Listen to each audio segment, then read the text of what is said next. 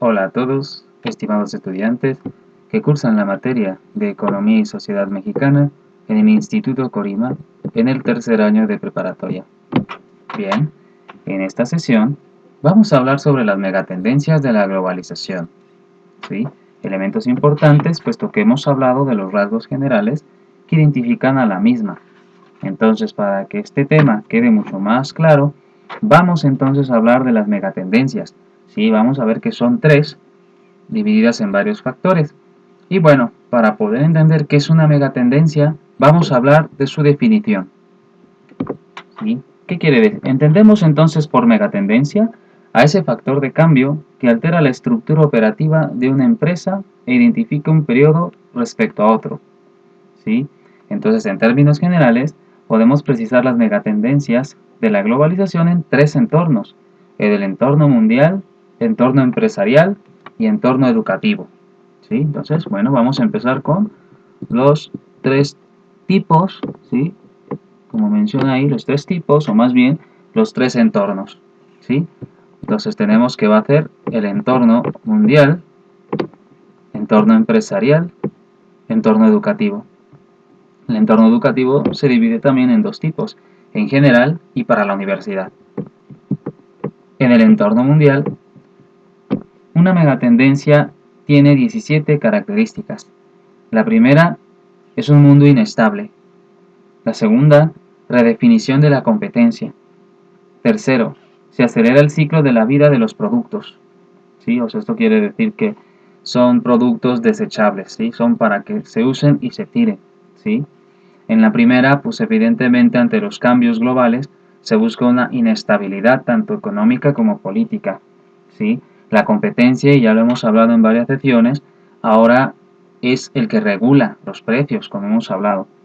4. Movimiento de calidad impacta en todas las organizaciones.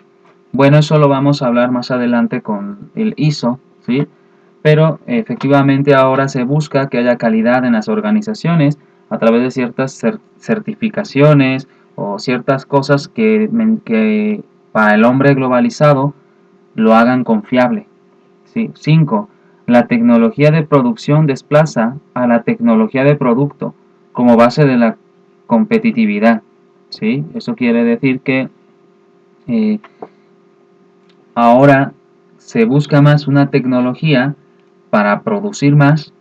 Por ejemplo, ya no es lo mismo los antiguos productores de carros, que los hacían los seres humanos, hacían la soldadura manual y todo, a que lo hagan ahora robots automatizados y computarizados. ¿Sí? 6. Internacionalización de la empresa. Bueno, efectivamente las empresas transnacionales, ¿no? Como por ejemplo Coca-Cola, McDonald's, Burger King, ¿sí? Etcétera, Nissan, Volkswagen, Audi, todas estas empresas que son internacionales, que van más allá de sus fronteras de origen. ¿Sí? 7. Universalidad del hombre. Bueno, efectivamente, el ser humano se vuelve más universal a través de estos medios tecnológicos. ¿Sí?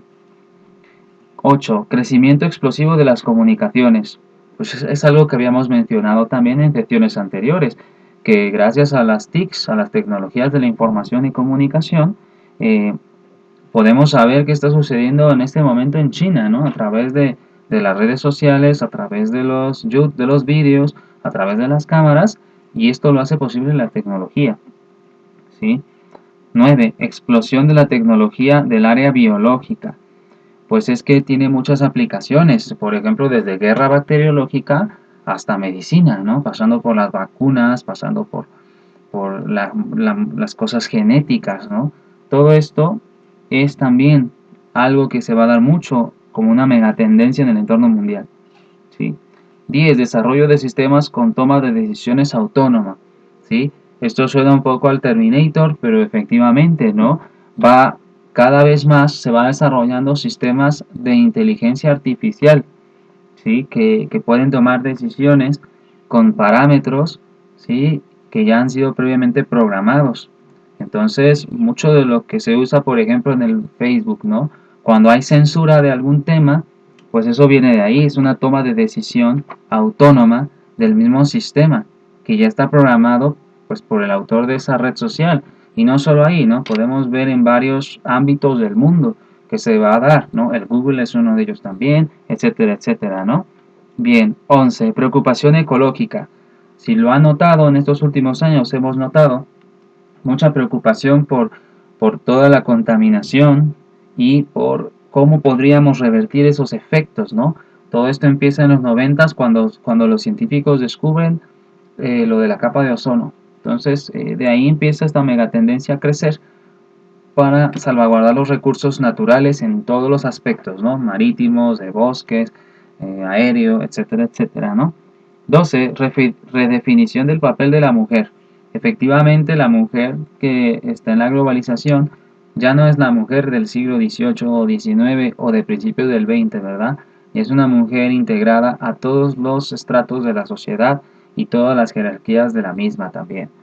Bueno, 13. Redefinición del papel del Estado. Y aquí es importante porque ya lo hemos hablado en muchas sesiones y esto lo podemos recordar.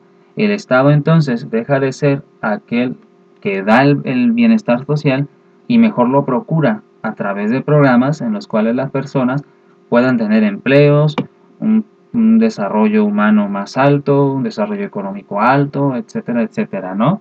Bien, 14. Pluralismo y democracia. Efectivamente, cada vez más vemos sociedades, Europa es uno de ellos, ¿no? En la cual cada vez más se integran culturas extranjeras, ya no es todo un homogéneo de cristianos o europeo, sino que ya vemos, por ejemplo, musulmanes, ya vemos hindús con sus religiones y sus culturas, ¿sí? Y eso pues al final también se está volviendo ahorita un problema que va a terminar en nacionalismos, ¿no? O en fascismos de esta naturaleza. Bien, 15. Énfasis en la educación. Sí, efectivamente, sí, la educación como medio para el progreso, pero también estamos hablando de una educación virtual. No crean que la educación como la han vivido antes de esta pandemia, sino una educación como la que en este momento se está desarrollando. Una educación virtual, esa es la que se va a enfatizar más en una megatendencia globalizada. 16. Agudización de las diferencias entre el norte y el sur. Efectivamente, ¿no? Es muy interesante que vamos a tomar el caso de América Latina. El norte es el lugar más desarrollado, más civilizado, ¿sí? Son las naciones más avanzadas. Y el sur son las naciones subdesarrolladas. Y eso pues se va a tomar como un parámetro para después desarrollar comisiones de desarrollo económico, o, ¿sí? Como la CEPALC y todos estos que también hablamos en algunas secciones, ¿sí? Y 17, reestructuración de la economía.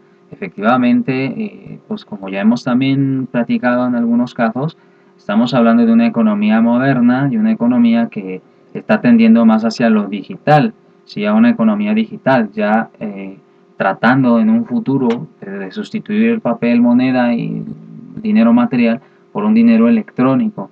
La reestructuración de la economía entonces también habla de eso, ¿no? Por ejemplo, de ventas por internet, y eso usamos dinero electrónico, no le vas a pagar, no le vas a mandar el dinero físico al que te vende los discos o lo que compras por internet, sino le mandas dinero electrónico. Entonces, efectivamente, eso está reestructurándose hacia una economía más virtual. Sí, bien. Entonces, bueno, ya hemos hablado de esas megatendencias en el entorno mundial.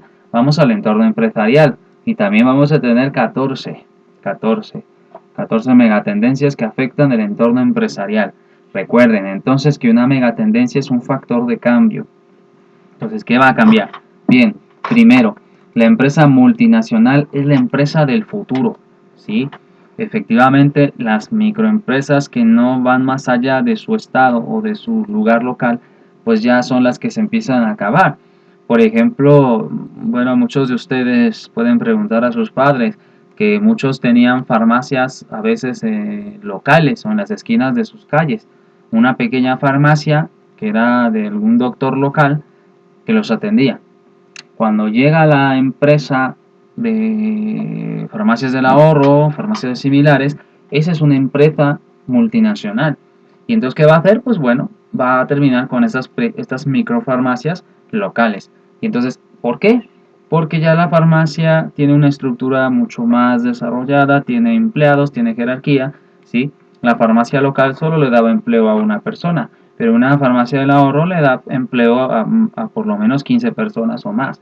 Entonces, por eso es la empresa del futuro, porque va a generar capitales para las personas particulares en sus empleados y capitales para el dueño. Bien, 2. Las empresas se reorganizan a través de redes de cooperación internacionales. Bueno, esto es lo mismo, ¿no? Eso lo hablaremos un poquito más adelante con los bloques económicos, pero efectivamente hay una red empresarial que permite que se desarrolle ese mercado y que ese mercado o que esa empresa llegue a los mercados más lejanos posibles a través, pues, efectivamente del Internet, de las regulaciones, de los aranceles, y etcétera, etcétera, ¿no? Pero eso vamos a hablar un poquito más de los bloques económicos y de los tratados que se firman precisamente para que entre las naciones pues haya una economía dinámica.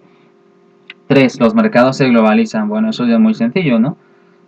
Tú ahorita puedes globalizar tu mercado. Si te dedicas a hacer pulseras, pues las puedes vender a través de eBay y ya tu mercado es global, o tu producto. Ya un mercado global habla precisamente de una necesidad. Por ejemplo, los celulares, eso es un mercado global. Todos necesitamos de un dispositivo electrónico porque ya no es nada más para llamar, ya tiene muchas funciones y eso es un mercado internacional o global. 4. Los comportamientos se uniforman. Sí, efectivamente, pues cada vez más se va dando una tendencia a que haya un prototipo de comportamiento. Sí, bien. 5. El inglés se utiliza como el idioma mundial. Pues efectivamente, ¿qué materia llevan? Inglés, ¿no? Y eso es mucho de la historia del mundo, porque efectivamente depende quién es la potencia mundial dominante, es la que va a tener el idioma, ¿no? Por ejemplo, en la Edad Media, cuando la iglesia tenía todo, tenía la misión y el poder a un lado de la corona, y entonces el idioma oficial era el latín. Si tú querías entrar a una universidad o querías avanzar en algunos aspectos, tenían que conocer el latín, ¿no? Ahora actualmente, si tú quieres en un empleo que te tomen más en cuenta o que seas, tienes que conocer el inglés y otro idioma aparte, pero el básico es el inglés. ¿Sí? Bien. 6. El mundo se mueve hacia el libre mercado. Efectivamente, pues eso lo hemos hablado mucho y lo hemos visto cuando hablamos de Milton Friedman y de todos estos autores tan interesantes, que el mercado tiene que estar liberado, o sea que no tenga intervención estatal ni de nadie, ¿verdad? Para que se regule por la oferta y la demanda. Bien.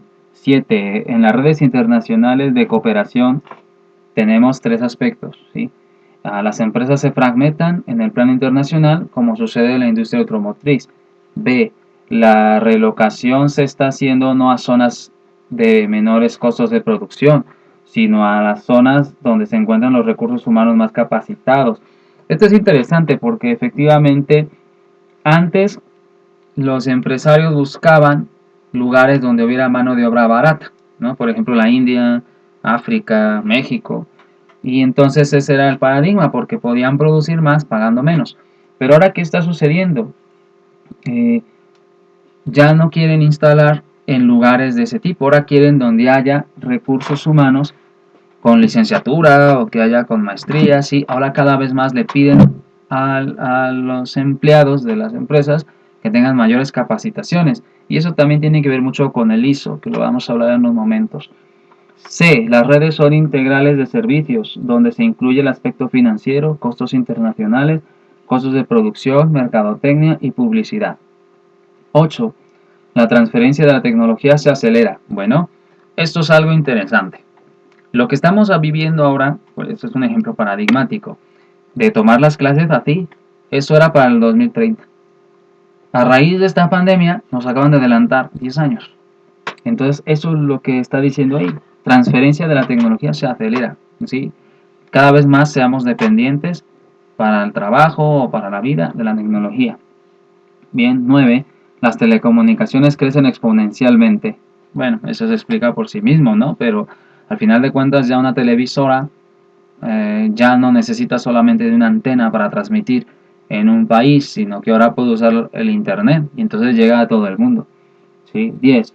Sistemas autocontrolados sustituirán cada vez más a la mente humana, la aviación y los sistemas de manufactura, que es algo un poquito que mencionamos acá en las megatendencias del entorno mundial cuando se habló precisamente de la tecnología de la producción, ¿sí? Y de los desarrollos de sistemas con toma de decisiones autónoma.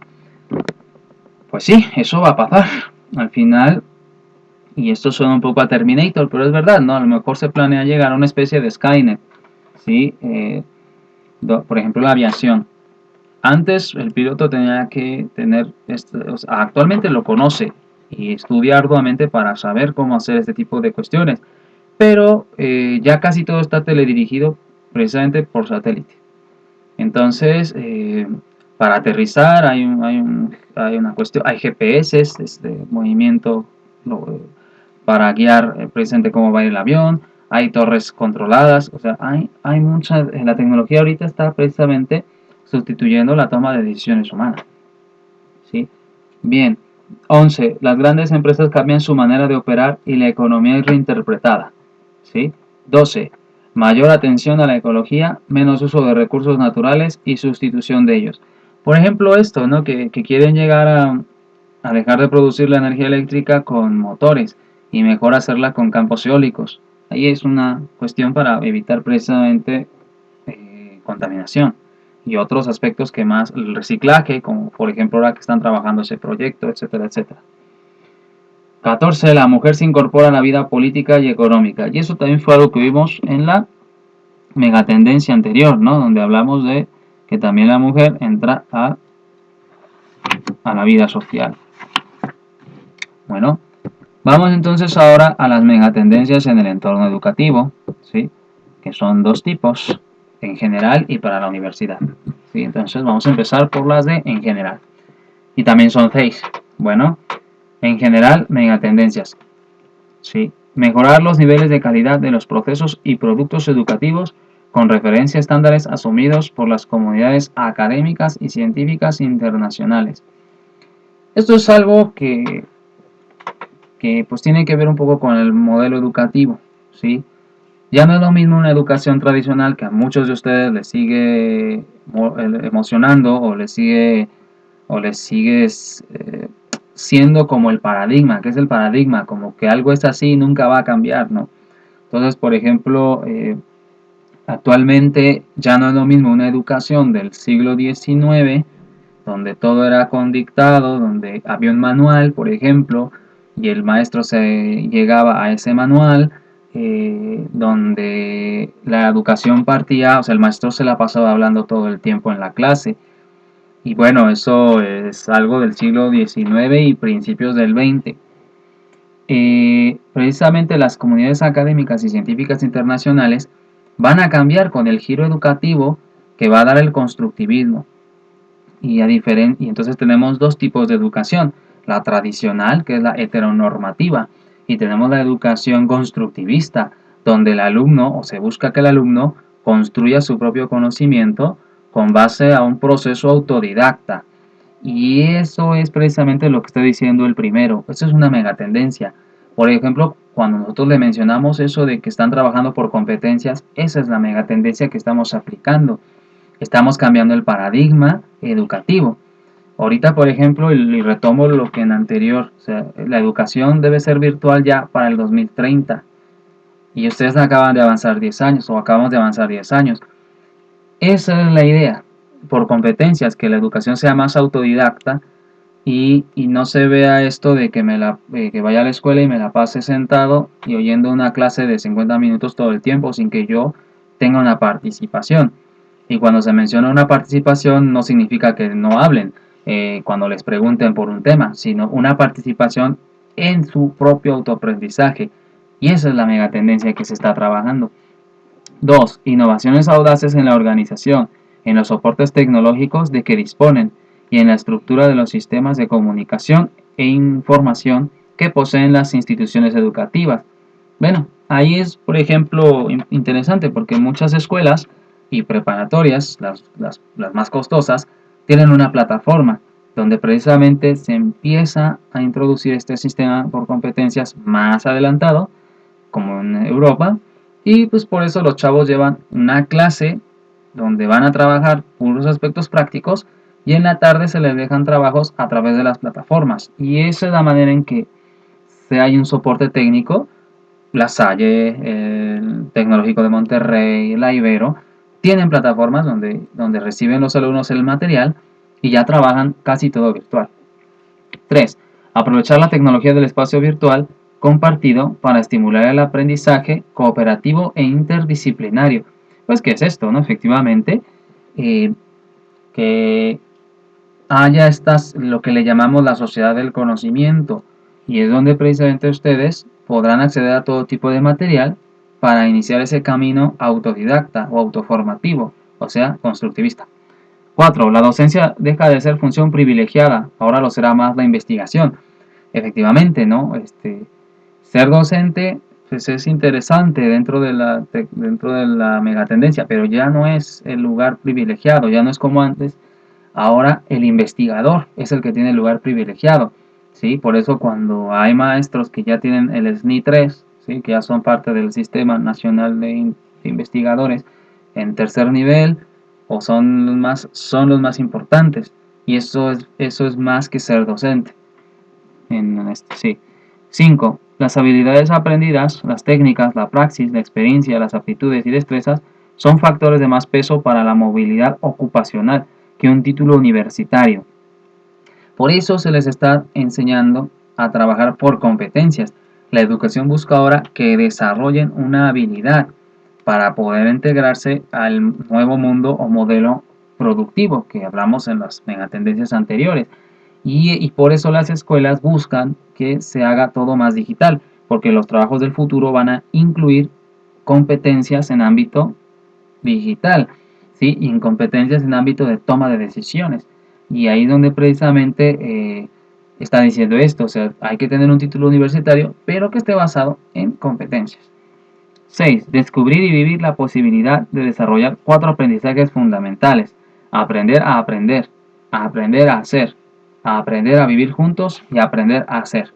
Esas son las famosas competencias disciplinarias, genéricas y que estamos trabajando de las emocionales, ¿vale? Y ahora pues vamos a las competencias para la universidad. 1, que también son 5 en este caso, 5 megatendencias. Reorganización frente al nuevo contexto que les impulse a tener una participación activa, propositiva y con visión al futuro en los proyectos de integración regional o continental. 2. Proponer estrategias y medidas que eviten el riesgo de profundización de las diferencias económicas y sociales que conlleva la integración comercial. 3. Buscar la igualación de las condiciones de formación de sus egresados con las que tienen las universidades de países industrializados y lograr que los egresados puedan cumplir con los requisitos de confianza social que otorgan los colegios profesionales y las asociaciones de acreditación. Pues sí, por ejemplo, se busca una estandarización a nivel mundial en la cual todos los sistemas educativos, cuando uno estudia ahí y se ha formado, salga con estas competencias y esas capacidades para crear precisamente esta confianza social para ser contratados y ocupar los trabajos del futuro. Aunque suene repetitivo, pero eso es.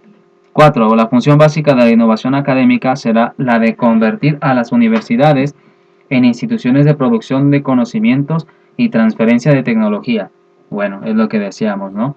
El maestro ahora tiene que ser investigador, tiene que aportar conocimiento y nuevo conocimiento porque estamos buscando la sociedad del conocimiento. Y la transferencia de la tecnología es lo que mencionábamos, ya tener todo plataformas digitales, trabajar todo en digital. 5. Los sectores económicos líderes para el siglo XXI son biotecnología, computación, telecomunicación, ingeniería genética, robótica, comunicación espacial y ciencia de nuevos materiales, fibra óptica. En ellos, la transferencia de conocimientos es muy acelerada. Los sistemas de autocontrol, lo que la universidad debe tener en cuenta para la formación de sus alumnos, ¿vale? Entonces, para todos estos entornos, hay una megatendencia que está llevando a la sociedad global a certificar bienes, servicios y procesos, como un paso necesario para que el hombre de la globalización tenga la tranquilidad de que la calidad es un valor fundamental en ese entorno, que es lo que les mencionábamos, ¿no? A ese fenómeno se le llama normalización, ¿sí? ¿Y qué es la normalización? Pues, si se dan cuenta, bueno, para poder entender la normalización, ustedes a veces ven en los productos que dice, este producto cumple con la NOM mexicana, y es ISO 9000, o tiene ISO 2002, o ISO 9002, 9003, etcétera, etcétera. A veces ven en las empresas que dice eso, y entonces en la vida cotidiana hay una constante competencia, ¿sí? Y esto significa que debemos brindar servicios, bienes y servicios y procesos de calidad, o sea, que ofrezcan valor y satisfacción al cliente, ¿sí? El valor para el cliente es la razón que existe entre los beneficios y los sacrificios que se requieren para obtenerlos.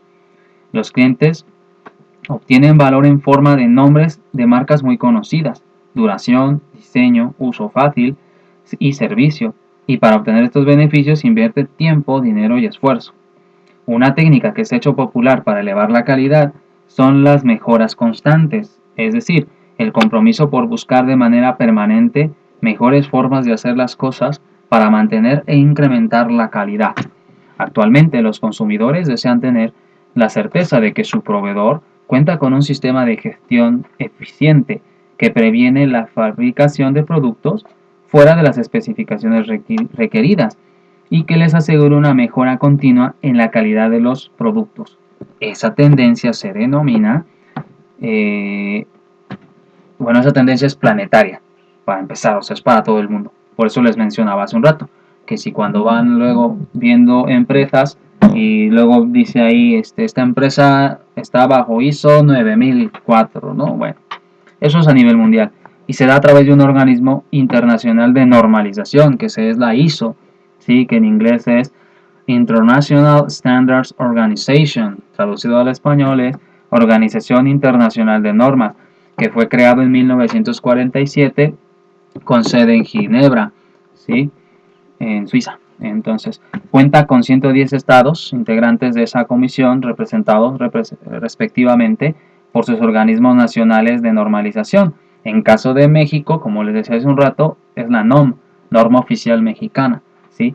Y la misión de la ISO es promover el desarrollo de regularización y actividades relacionadas con el mundo, con vistas a facilitar el intercambio internacional de géneros y servicios, y a desarrollar cooperación en las esferas de actividad intelectual, científica, tecnológica y económica, ¿sí? Para certificar la calidad que se ha creado una serie de normas por parte de ese organismo, entre las cuales son las siguientes. Bueno, ¿qué sistemas integran la ISO? Bueno, tenemos una larga historia, la más reciente, pues las normas ISO 14001, ¿no? Pero, ¿qué tenemos sobre esto?